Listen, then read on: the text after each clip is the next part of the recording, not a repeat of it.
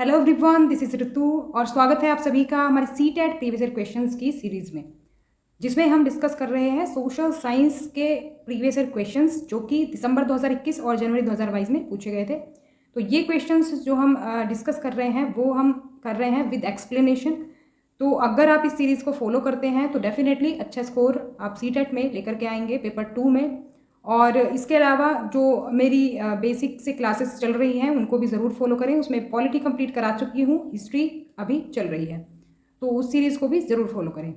तो चलिए देख लेते हैं आज कौन सा क्वेश्चन पेपर हम सॉल्व करने वाले हैं। तो आज का जो क्वेश्चन पेपर है वो है 24 दिसंबर 2021 में जो आपका एग्ज़ाम हुआ था उसके कुछ क्वेश्चंस आज की क्लास में हम डिस्कस करेंगे। और इससे पहले 2 क्लासेस इसकी हो चुकी हैं जिसमें हमने इसके कुछ और क्वेश्चंस को डिस्कस किया था। तो you can also follow me on social media, Facebook page, Insta ID और टेलीग्राम चैनल, सभी का लिंक आपको डिस्क्रिप्शन में मिल जाएगा। तो वहाँ से आप डायरेक्ट ज्वाइन कर सकते हैं सोशल मीडिया अकाउंट्स को। तो आज की क्लास का पहला क्वेश्चन देख लेते हैं जो कि लिया गया है ज्योग्राफी से। ज्योग्राफी अगर आपने पढ़ा होगा तो काफ़ी अच्छा ये सब्जेक्ट है और हम कहें तो एक बार अगर आप इसको पढ़ लेते हैं तो अच्छे से सारी चीज़ें समझ में आ जाती हैं और क्वेश्चंस भी आप इजीली कर पाएंगे। तो मेरी ज्योग्राफी की क्लासेस मैंने क्लास 6 तक कराई हुई है, तो आप चाहें तो उनको भी देख सकते हैं और आपको काफ़ी हेल्प मिलेगी और कंसेप्ट एक ही क्लास में कंप्लीट आपको समझ में आ जाएगा। तो उनको भी आप देख सकते हैं क्लासेस को। बाकी की क्लासेस भी मैं आगे कराने वाली हूँ। तो ज़्यादा से ज़्यादा वीडियो को शेयर किया करो, क्योंकि आप अगर ज़्यादा रिस्पॉन्ड करेंगे तो मैं भी फिर और ज़्यादा क्लासेस लेकर के आऊँगी। तो पहला जो क्वेश्चन है इसमें आपको मैच ऑफ द फॉलोइंग दिए हैं, इसमें आपको करेक्ट ऑप्शन के साथ इनका मिलान करना है। जो अगर हम इसका करेक्ट आंसर देखें तो ये हो जाएगा ऑप्शन नंबर सेकंड। जो पहला है यानी ए जो है, ए को हम मिला देंगे सेकंड से। अपक्षय यानी वेदरिंग क्या होता है? चट्टानों का टूटना, चट्टानों के टूटने को हम कहते हैं अपक्षय। और बी को मिला देंगे हम पहले से, कटाव होता है भूदृश्य पर होने वाला क्षय, यानी कि जो मिट्टी का जो कटाव होता है या फिर किसी और चीज़ का हम कह सकते हैं जो कटाव होता है, ज़्यादातर मिट्टी का ही होता है क्योंकि जो हमारी पृथ्वी है मिट्टी से ही बनी है। तो मिट्टी का जो कटाव होता है उसको हम कहेंगे क्या? इरोजन या फिर कटाव। और सी को हम मिला देंगे फोर्थ से, विसर्प, नदी द्वारा बनाए गए जो बड़े मोड़ होते हैं उनको हम कैसे कहते हैं? विसर्प। इस तरह से अभी आगे देखेंगे इनको डिटेल में। और फोर्थ को मिला देंगे हम 3 से, तटबंध क्या होते हैं? नदियों के जो उभरे हुए किनारे होते हैं उनको हम कहते हैं तटबंध या फिर लेवीज। तो आगे इनके बारे में और देख लेते हैं डिटेल में।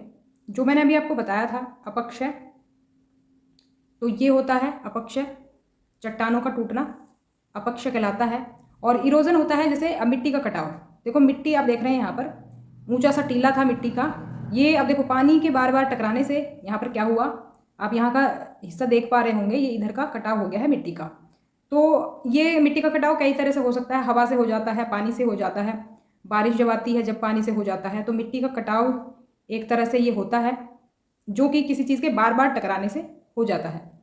इसके अलावा जो हमारा तीसरा पॉइंट था वो क्या था? विसर्प था, इंग्लिश में कहते हैं मींडर्स। और इसको अगर आप देखें डायग्राम में तो मैं आपको बता दूं, ये आप देख रहे हैं नदी कुछ इस तरह से बहती है। नदी हमेशा इस तरह से नहीं बहती बिल्कुल सीधी, नदी कुछ इस तरह से बहती है, इस तरह से मोड़ बना करके।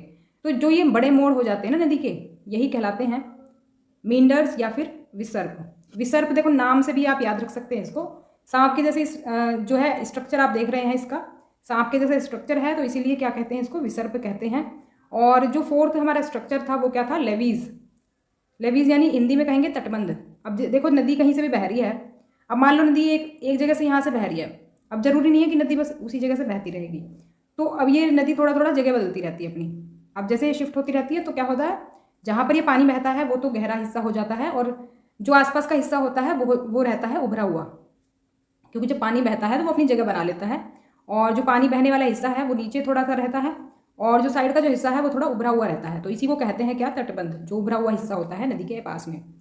तो आई होप कि आपको चारों पॉइंट्स जो हैं क्लियर हो गए होंगे कि जो सभी जो स्ट्रक्चर्स थे वो हमने समझ लिए हैं किसको क्या कहते हैं। और नदी में ही देखो और चीज़ें बता देती हूँ। ये देखो जब इस तरह से नदी बहती है विसर्प बनाते हुए, तो एक टाइम ऐसा आता है जो जैसे ये साइड से ऐसे बह रही है ना, ऐसे ऐसे, तो ये वाला जो स्ट्रक्चर है ये थोड़ा सा अलग हो जाता है, इससे इस तरह से अलग हो जाता है और ये कुछ इस तरह से दिखेगा तुम्हें अलग। तो इस तरह से जो अलग बन जाता है यहाँ पर आप देख पा रहे होंगे, तो इसको कहते हैं हम क्या? चाप झील, ऑक्सबो लेक इसको कहा जाता है। तो इस तरह से ये वाले स्ट्रक्चर्स जो है नदी के द्वारा जो बनाए जाते हैं उनको ध्यान रखेंगे। नेक्स्ट क्वेश्चन देख लेते हैं, ये भी ज्योग्राफी से लिया गया है।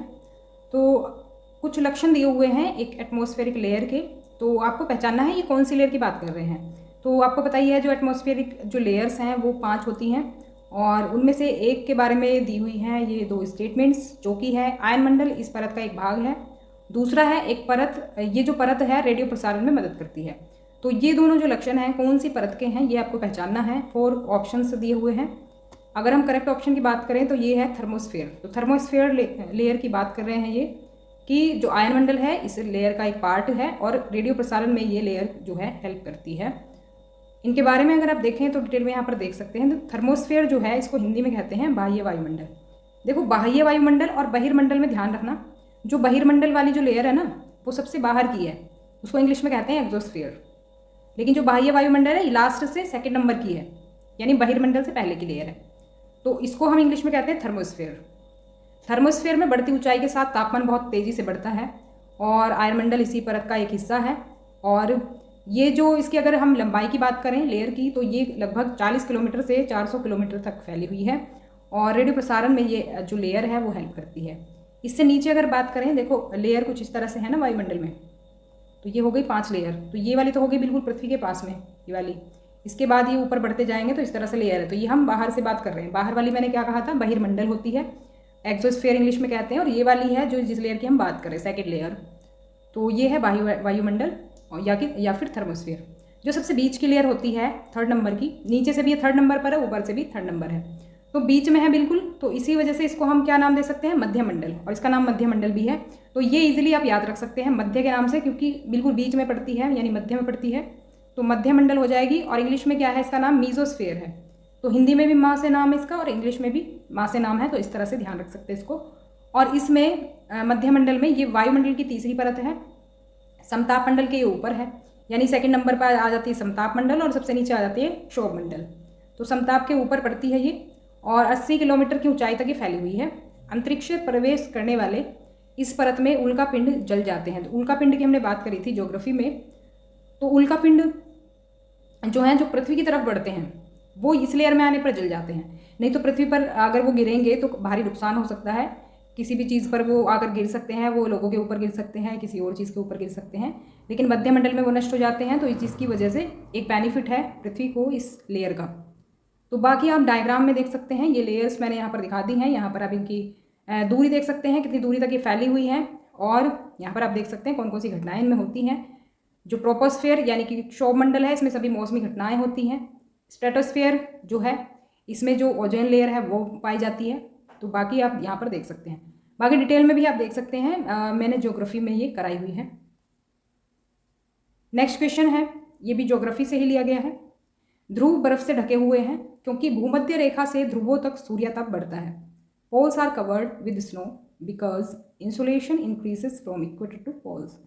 देखो पोल्स आप जानते ही होंगे, जो पृथ्वी है, पृथ्वी पर जो ये धुरी है, धुरी एक काल्पनिक रेखा है पृथ्वी पर जो बनाई गई है, और यहाँ पर जो आपका ये वाला जो पॉइंट है ये पोल्स कहलाते हैं। ये दोनों पोल्स कहलाते हैं, ये नॉर्थ में है तो नॉर्थ पोल कहलाता है, और ये साउथ में है तो साउथ पोल कहलाता है। तो यहीं की बात हो रही है कि ध्रुव जो है, ये जो ध्रुव है, ये वाले जो पॉइंट है ये बर्फ़ से ढके हुए हैं, क्योंकि भूमध्य रेखा से ध्रुवों की तरफ अगर हम जाते हैं तो भूमध्य रेखा आपको पता है यहाँ पर पड़ती है। तो अब क्योंकि देखो हम ये ध्रुवों की तरफ जाएंगे, यहाँ पर तो गर्मी पड़ती है, लेकिन ध्रुवों की तरफ क्या होता है, ठंड पड़ती है, तो सूर्य तप बढ़ता नहीं बल्कि घटता है। तो ये स्टेटमेंट हो गई गलत। और दूसरा है ध्रुव उच्च अक्षांश पर होते हैं और सूर्य की तिरछी किरणें प्राप्त करते हैं, तो बात बिल्कुल सही है। तो इसका इस आधार पर अगर हम कहें तो जो ऑप्शन है वो 4th सही हो जाएगा, A is false and B is true. तो ए स्टेटमेंट गलत हो जाएगी, सूर्य तप बढ़ना नहीं बल्कि घटना चाहिए ध्रुवों की तरफ अगर हम एंट्री करते हैं तो देखो यहाँ पर मैं आपको डायग्राम से भी दिखा देती हूँ। तो यहाँ पर देखो अगर हम बात करें सूर्य से जो पृथ्वी को गर्मी मिलती है कुछ इस तरह से मिलती है। देखो सूर्य यहाँ पर है, पृथ्वी यहाँ पर है, तो सूर्य की जो किरणें हैं ना वो इक्वेटर पर बिल्कुल सीधी पड़ती हैं। इक्वेटर वाले हिस्से पर देखो सूर्य, क्योंकि पृथ्वी इस तरह से है, कुछ गेंद की तरह स्ट्रक्चर है। अब देखो अगर आप किसी गेंद को लें, गेंद पर अगर आप कोई रोशनी डालें किसी चीज़ से, तो जो सामने वाला भाग है उसको ज़्यादा गर्मी मिलेगी, इस वाले भाग को ज़्यादा गर्मी मिलेगी। लेकिन यहाँ पर क्योंकि रेखाएँ जो है तिरछी पड़ रही हैं, थोड़ा सा आड़ा ये हो गया है भाग, थोड़ा तिरछा हो गया है, तो यहाँ पर सूर्य की किरणें क्या है, तिरछी पड़ रही हैं। तो तिरछी पड़ने के कारण यहाँ पर पूरी तरह से सूर्य की रोशनी नहीं जा पाएगी, पूरी तरह से गर्मी नहीं जा पाएगी। तो रीज़न क्या होता है, जो इक्वेटर वाला हिस्सा है यहाँ पर तो बहुत गर्मी पड़ती है, लेकिन जैसे जैसे हम ध्रुव की तरफ बढ़ते हैं, जैसे पृथ्वी में यहाँ पर मना लूँ अगर, तो इक्वेटर वाला जो हिस्सा है ये तो बहुत गर्म मिलेगा, ये वाला हिस्सा। लेकिन जैसे जैसे हम ध्रुव की तरफ बढ़ेंगे तो हम क्या करेंगे, थोड़ा ठंड का अनुभव करेंगे, यानी सूर्य तक घट जाएगा ध्रुवों की तरफ बढ़ते वक्त। तो इसी वजह से हमारी पहली स्टेटमेंट गलत हो जाएगी यहाँ पर, और दूसरी हो जाएगी सही। तो ध्रुव उच्च अक्षांश पर होते हैं। उच्च अक्षांश का मतलब, अगर आपने अक्षांश रेखाएं समझी हैं अच्छे से तो आप इसको समझ पाएंगे, मैंने आपको पढ़ाया हुआ है। नहीं समझ में आया है तो आप समझ सकते हैं मेरे उस चैप्टर से। तो उच्च अक्षांश, जैसे हम ऊपर जाते हैं तो वो कहलाता है क्या, हमारा उच्च अक्षांश। क्योंकि इक्वेटर पर तो 0 डिग्री है, 0 डिग्री से ऊपर बढ़ते जाएंगे, यहाँ पर आ जाता है कितना, 90 डिग्री। तो एक तरह से हम क्या करते हैं इसको, तो डिग्रीज में क्या हुई, बढ़ोतरी हुई। तो अक्षांश हमारा कौन सा हो गया, उच्च अक्षांश हो गया ना, ऊपर ध्रुवों की तरफ। तो वही बात हो रही है कि सूर्य की किरणें फिर तिरछी हो जाती हैं ऊपर जैसे बढ़ते हैं। तो नेक्स्ट क्वेश्चन देख लेते हैं। मरुस्थलीय क्षेत्र के बारे में निम्नलिखित 2 कथनों पर विचार करें। देखो, डेजर्ट एरिया के बारे में बात हो रही है यहाँ पर, और 2 स्टेटमेंट दी हुई हैं, तो आपको बताना है। तो एक तो स्टेटमेंट दी हुई है कोल्ड डेजर्ट के बारे में, और एक दी हुई है हॉट डेजर्ट के बारे में। तो इसका अगर करेक्ट आंसर देखें तो ऑप्शन नंबर 3 करेक्ट हो जाएगा। Both A and B are true. पहला स्टेटमेंट बात करता है किसके बारे में, लद्दाख के बारे में, कि लद्दाख का जो ठंडा रेगिस्तान है उसमें ठंडी हवाएं भी चलती हैं और तेज़ धूप भी निकलती है। दूसरा है गर्म रेगिस्तान जो है सहारा, सहारा जो है गर्म रेगिस्तान है, इसमें 0 डिग्री के करीब तापमान के साथ अत्यंत ठंडी रातें हो जाती हैं। मतलब कहने को तो गर्म है ये रेगिस्तान, लेकिन रात की बात करें तो रात में टेम्परेचर काफ़ी नीचे चला जाता है। उसका रीज़न होता है, देखो जो रेत होता है, रेतीली जो ज़मीन होती है, वो सूर्य का जैसे प्रकाश पड़ेगा बहुत तेज़ी से वो गर्म होता है, और जैसे ही सूर्य का प्रकाश जाएगा वो बहुत तेज़ी से ठंडा भी हो जाता है। तो जो डेजर्ट वाला एरिया होता है वो बहुत जल्दी गर्म होगा, बहुत जल्दी ठंडा भी हो जाएगा। इसी वजह से जो रातें होती हैं यहाँ पर बहुत ज़्यादा ठंडी होती हैं, लेकिन जो दिन होंगे वो काफ़ी गर्म हो रहेंगे। तो यहाँ पर भी आप इसको डिटेल में देख सकते हैं। लद्दाख की बात करें तो ये 2 पर्वत श्रेणियों के बीच बसा हुआ है, काराकोरम और जास्कर पहाड़ियों के बीच लद्दाख है। यहाँ पर मैप में भी आप देख सकते हैं। तो यहाँ पर देखो काराकोरम जो है पहाड़ियाँ हैं, और यहाँ है जास्कर। तो यहाँ पर क्या है, सिंधु नदी लद्दाख से होकर बहती है। सिंधु नदी की लोकेशन पता ही होगी आपको, यहाँ पर है। और इसके अलावा लद्दाख में क्या ग्लेशियर पाए जाते हैं, जैसे कि गंगरी ग्लेशियर। तो गंगोत्री अलग है, गंगोत्री से कन्फ्यूज़ नहीं होना है, ये गंगरी ग्लेशियर है यहाँ पर। और अब क्योंकि देखो ऊंचाई इसकी ज़्यादा है, ऊंचाई इसकी ज़्यादा है, तो इसी वजह से यहाँ पर अत्यधिक ठंड पड़ती है। वर्षा छाया क्षेत्र है यहाँ पर। वर्षा छाया क्षेत्र होता है, रेन शेडो एरिया वो होता है जहाँ पर बारिश नहीं होती है। तो एक तरह से शेडो जोन में आ जाता है ये बारिश के। तो कम बारिश होती है या तो फिर बिल्कुल नहीं होती है, यानी 10 सेंटीमीटर, तो बहुत कम है ये बारिश का रेशो। और बात करें तो ठंडी हवाएं यहाँ पर चलती हैं और तेज़ धूप भी निकलती है। ठंडी हवा भी मिलेगी आपको यहाँ पर और तेज़ धूप भी निकलेगी। तो क्योंकि यहाँ पर पानी की कमी है इसीलिए इसको क्या कहा जाता है, ठंडा रेगिस्तान कहा जाता है। और हॉट डेजर्ट की जैसे कि हमने बात करी थी, तो हॉट डेजर्ट का एग्जाम्पल है सहारा डेजर्ट, जो कि इन सभी कंट्रीज़ में फैला हुआ है। जो आप ये ऑरेंज कलर देख रहे हैं ये इन्हीं सभी कंट्रीज़ में फैला हुआ है। और यहाँ पर चिलचिलाती गर्मी है, चिलचिलाती गर्मी होती है, बहुत ज़्यादा गर्मी। जैसे कि यहाँ हमारे नॉर्थ इंडिया में पड़ती है काफ़ी गर्मी मई जून में, उसी तरह से कह सकते हो, बल्कि उससे भी ज़्यादा यहाँ पर गर्मी पड़ती है। जो बादल होते हैं, जो आसमान होते हैं बादल रहित और साफ़ होते हैं, क्योंकि गर्मी पड़ रही है, बारिश तो पड़ेगी नहीं तो मौसम तो साफ़ रहेगा ही रहेगा। और दिन जो है अविश्वसनीय रूप से गर्म है, दिन जो है बहुत गर्म होते हैं यहाँ पर। और दिन के दौरान टेम्परेचर जो है 50 डिग्री तक पहुँच जाता है। 50 डिग्री बहुत ज़्यादा टेम्परेचर होता है। और अगर रात की बात करें तो एकदम से टेम्परेचर गिर जाता है। तो रात में टेम्परेचर 0 डिग्री पर। ऐसा क्यों होता है, ऐसा इसलिए होता है क्योंकि जो ये डेजर्ट वाला जो एरिया होता है सूर्य की गर्मी से बहुत जल्दी गर्म होता है, और जैसे ही सूरज की गर्मी चली जाती है तो ठंडा भी बहुत जल्दी होता है। तो ठंडा और गर्म होने का जो पीरियड है वो बहुत ही कम होता है ये। तो इनके बारे में ये पॉइंट्स ध्यान रखेंगे। नेक्स्ट क्वेश्चन है। नेक्स्ट क्वेश्चन में स्टेटमेंट्स दी हुई हैं, जनसंख्या पिरामिड से रिलेटेड, पॉपुलेशन पिरामिड से रिलेटेड। तो आपको बताना है कौन सा विकल्प इसमें सही होगा, कौन सा गलत है। तो इसका अगर हम करेक्ट आंसर देखें ये हो जाएगा option number 3, only A is true. तो पहला जो स्टेटमेंट है सिर्फ वही सही है, बाकी इसमें गलत हैं। देखो अब मैं आपको पिरामिड से ही समझा देती हूँ, क्योंकि पिरामिड से आप अच्छे से समझ पाएंगे। देखो पिरामिड कुछ इस तरह का होता है, जनसंख्या पिरामिड, जिसमें हम बताते हैं क्या, मेल फीमेल का क्या रेशो है। यहाँ पर आप रेड कलर से देख पाएंगे फीमेल का रेशो और यहाँ पर मेल का रेशो, तो दोनों का ही मिला दिया गया है ये रेशो कितना है। और यहाँ पर एज ग्रुप दिया हुआ है, कितनी एज ग्रुप से लेकर के ये पिरामिड बनाया गया है। तो एक तरह से हम वो परसेंटेज दिखाते हैं पॉपुलेशन का इस पिरामिड के थ्रू। तो यहाँ पर अगर नीचे की बात करेंगे, बिल्कुल बेस की बात करेंगे, तो बेस में होता है क्या, 0 से लेकर के 4 साल तक के बच्चे जिनका अभी भी जन्म हुआ है, जन्म लेने वाले की दर ये बताता है, जो नीचे का इसका बेस होता है। अब क्योंकि आप जानते हैं मृत्यु दर कम रहती है जन्म दर से, यानी कि जन्म जो होते हैं वो ज़्यादा संख्या में होते हैं, मृत्यु कम संख्या में होती है। अगर कोई महामारी ना फैली हो तो, महामारी अगर नहीं है, कोई बीमारी नहीं फैली है देश में, संपन्न है अगर देश, तो मृत्यु दर कम ही मिलेगी और जन्म दर मिलेगी ज़्यादा। तो बेस पर हम इसलिए जन्म दर को रखते हैं, जन्म लेने वालों की संख्या को रखते हैं। उसके बाद ये जो है, जो आपका पिरामिड है, ये ऊपर जैसे बढ़ते जाएंगे तो ज़्यादा एज ग्रुप को दिखाएगा, यानी कि यहाँ पर 0 से 4 है, फिर 10 से 14 है, फिर 20 से 24 तक का एज ग्रुप दिखा रहा है ये। इससे जो है ऊपर जैसे चलते जाएंगे तो ये इसी तरह का एज ग्रुप जो है दिखाएगा। तो ये कुछ इस तरह से पिरामिड बनता है, तो आप ध्यान रखेंगे। और देखो मेल फीमेल का रेशो भी यहाँ पर ही दिखाता है। अगर फीमेल की संख्या ज़्यादा होगी तो ये वाला हिस्सा ज़्यादा मिलेगा उतने एज ग्रुप के पास में सामने, और अगर मेल की संख्या ज़्यादा होगी तो मेल का जो ये रेशो है ये आपको एक्स्ट्रा थोड़ा सा मिलेगा। तो अब इसको हमने समझ लिया है। अब चलते हैं हमारे जो स्टेटमेंट्स दी हैं उनकी तरफ। तो देखो पहला जो स्टेटमेंट है वो कहता है कि एक जनसंख्या पिरामिड जो आधार पर व्यापक है, आधार यानी कि बेस, जो हमने नीचे की बेस की बात करी थी, तो आधार पर व्यापक से मतलब यानी कि फैला हुआ है, चौड़ा है नीचे से, तो भविष्य में एक विस्तारित श्रम शक्ति को इंगित करता है। तो ये बात बिल्कुल सही है।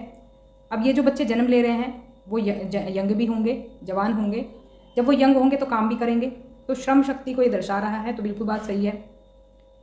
इसके बाद दिया है कि बड़ी संख्या में छोटे बच्चों वाले देश को श्रम बाजार में आर्थिक लाभ होगा, तो ये बात बिल्कुल गलत है।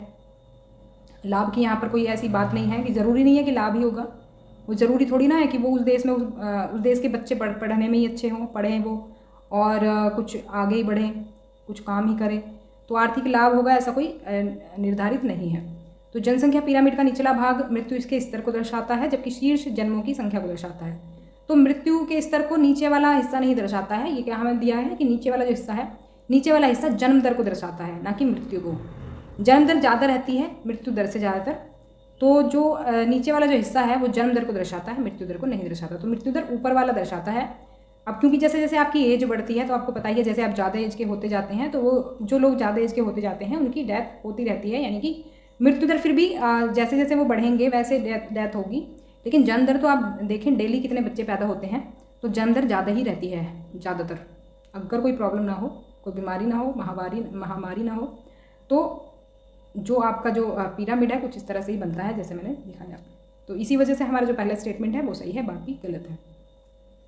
नेक्स्ट क्वेश्चन है, प्राकृतिक वनस्पति और वन्य जीवन के संरक्षण के बारे में इन कथनों पर विचार करें और सही विकल्प चुनें।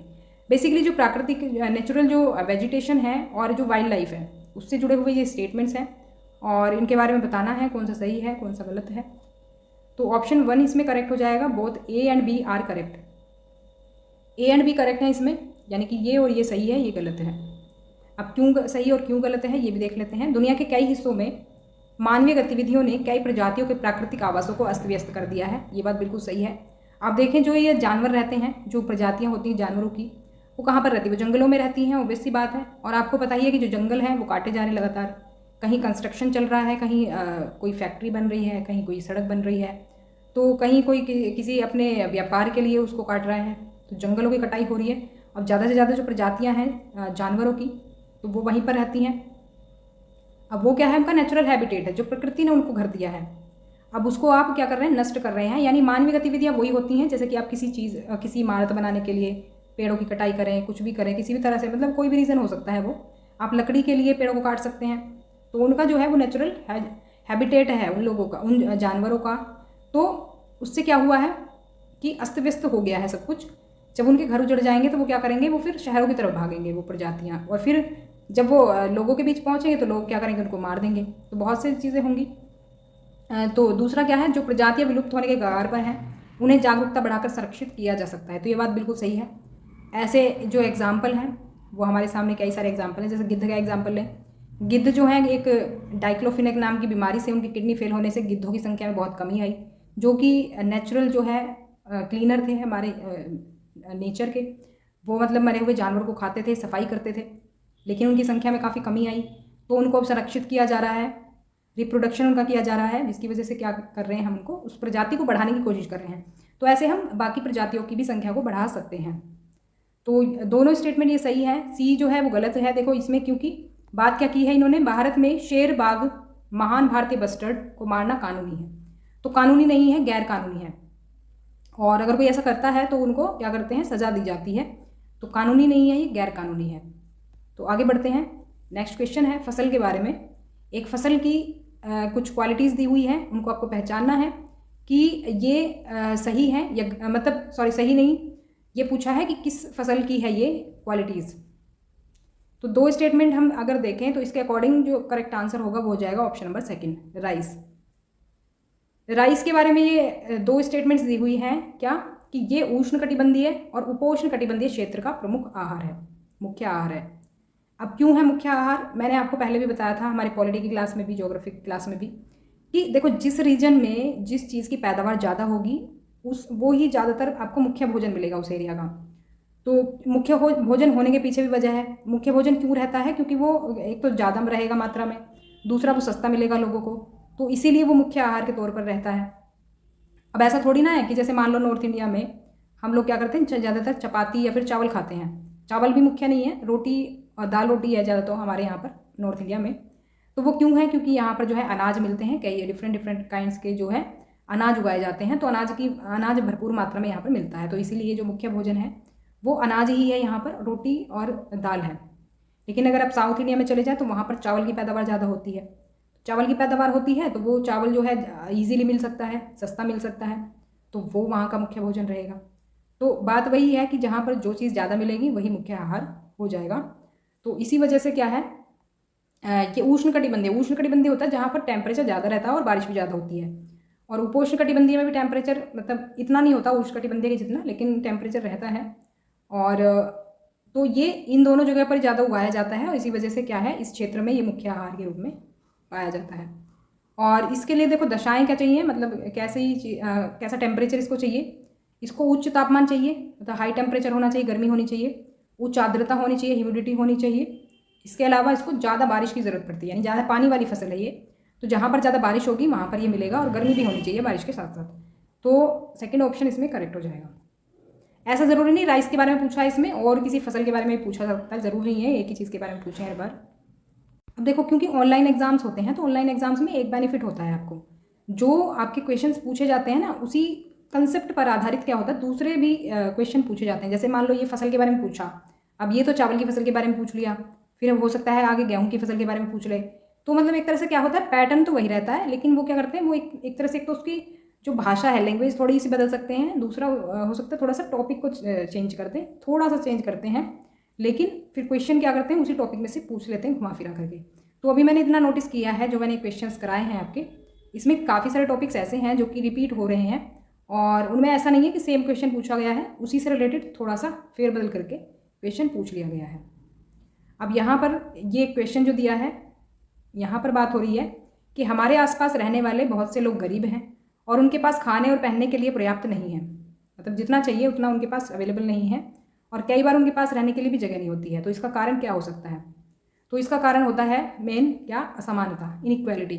अगर हम देखो इनइक्वालिटी की बात करें तो देखो इससे भी रिलेटेड क्वेश्चन पूछा जा चुका है, लेकिन वो थोड़ा सा मैंने कहा कि शब्दों का थोड़ा सा हेरफेर कर देते हैं और पूछ लेते हैं। तो आपको हर तरह से क्वेश्चन अटेम्प्ट करना आना चाहिए, ज़रूरी नहीं है कि आपको सारा ही पढ़ना है, सारा ही आपके दिमाग में भर जाए, आपको बस तरीका आना चाहिए क्वेश्चन कैसे सॉल्व करना, थोड़ा सा दिमाग लगाकर भी आप कर सकते हैं। देखो निरक्षर होगा वो जो गरीब होगा, तो ऐसा तो ज़रूरी नहीं है, समाजीकरण से भी नहीं जुड़ा है, राजनीतिक अलगाव से भी नहीं जुड़ा है, तो एलिमिनेशन के थ्रू भी आप इसको अटेम्प्ट कर सकते थे। तो पहला ऑप्शन इसमें सही हो जाएगा। नेक्स्ट क्वेश्चन है, यदि आप छत्तीसगढ़ के गांव के सरकारी स्कूल में पढ़ा रहे हैं तो स्थानीय संदर्भ में समानता और असमानता के बारे में बात करने के लिए निम्नलिखित में से किस समूह को एक उदाहरण के रूप में संदर्भित किया जा सकता है। यानी अगर आप रेफरेंस देंगे तो किस ग्रुप का रेफरेंस देंगे आप, if you are teaching in a government school at a village in Chhattisgarh. तो यहाँ पर अगर हम बात करें तो इसका ऑप्शन करेक्ट हो जाएगा फोर्थ। यहाँ पर देखो किस तरह से आपसे ये क्वेश्चन पूछा गया है, एक तरह से जनजाति के बारे में पूछा गया है। जो छत्तीसगढ़ की एक जनजाति है बैगा नाम की जो जनजाति है, ये एक तरह से पिछड़ी हुई जनजाति है। तो पिछड़ी जनजाति है तो बात यहाँ पर किस चीज़ की आ गई? असमानता की बात आ गई। समानता असमानता की बात आ गई ना, जब क्योंकि हम बात कर रहे हैं जनजाति की, तो ये पिछड़ी हुई जनजाति है वहाँ की। तो अब ये क्योंकि पिछड़ी हुई जनजाति है तो इस टॉपिक को हम ले सकते हैं कि क्यों ये ग्रुप पिछड़ा हुआ है, ऐसा क्या रीज़न है, कोई तो रीज़न होना चाहिए। तो इस तरह से हम इस टॉपिक को क्या है ले सकते हैं, समानता असमानता के बारे में बात करने के लिए। अगर हम लोकल लेवल पर समानता असमानता की बात करें हैं छत्तीसगढ़ के एक गाँव के गवर्नमेंट स्कूल में। यहाँ पर मैं आपको डायग्राम भी दिखा देती हूँ। ये बैगा जनजाति की कुछ महिलाएं हैं, यहाँ पर आप इनको देख सकते हैं। नेक्स्ट क्वेश्चन है, यदि एक शिक्षिका लेखपाल, पटवारी या कानून को जैसे शब्दों का प्रयोग कर रही है तो उसके अपनी कक्षा में निम्नलिखित में से किस विषय को पढ़ाने की सबसे अधिक संभावना है? अब मान लो टीचर कोई भी टॉपिक शुरू करती है, कोई भी सब्जेक्ट पढ़ाना है उसको, तो कभी कभी क्या करते हैं टीचर्स की पहले बच्चों से उसकी जानकारी लेते हैं, थोड़ा कुछ उससे रिलेटेड शब्दों का यूज़ करते हैं, जिससे कि बच्चों का थोड़ा सा ध्यान अट्रैक्ट किया जा सके और बच्चों को थोड़ा सा हम उस टॉपिक तक खुद पे खुद ले पहुँचाएँ। मतलब कि इस तरह से जिक्र करें कि बच्चे खुद समझ जाएं कि हम किस टॉपिक की बात कर रहे हैं। तो अब क्योंकि वो ऐसे शब्दों का प्रयोग कर रही है, तो ऐसे शब्दों का प्रयोग हम किस वजह से कर सकते हैं? जब हम बात कर रहे हों भूमि अभिलेखों के रखरखाव की। तो ऑप्शन नंबर 3 इसमें सही हो जाएगा। मेंटेनेंस ऑफ लैंड रिकॉर्ड्स जो है वो रखने का काम किसका होता है? लेखपाल का होता है। और लेखपाल के कई सारे नाम होते हैं, ये हम पढ़ चुके हैं पॉलिटी में। लेखपाल को हम पटवारी भी कह सकते हैं, कानून को भी कह सकते हैं। तो अलग अलग स्टेट्स में इसको अलग अलग नाम से पुकारा जाता है। तो अगर इन शब्दों का हम यूज़ कर रहे हैं, टीचर एक यूज़ कर रही है इन शब्दों का, तो ऑब्वियस सी बात है वो लैंड रिकॉर्ड्स के रखरखाव की बात कर रही है। तो ये थी हमारी आज की क्लास। अगर आपको पसंद आई हो तो लाइक ज़रूर करें, शेयर कर दें ज़्यादा से ज़्यादा, और चैनल को सब्सक्राइब करना ना भूलें, जिससे कि आपको सभी नोटिफिकेशंस मिलते रहें। चैनल को रेगुलर फॉलो करें। और if you have any query then please ask me in comment section and please tell me कि आपको वीडियो कैसी लगी। ज़रूर बताएं मुझे कमेंट करके। मुझे कमेंट अगर आप करते हैं तो मुझे थोड़ा सा मोटिवेशन मिलता है। तो मिलते हैं नेक्स्ट क्लास में, तब तक के लिए stay connected and keep watching study more knowledge. Thanks for watching.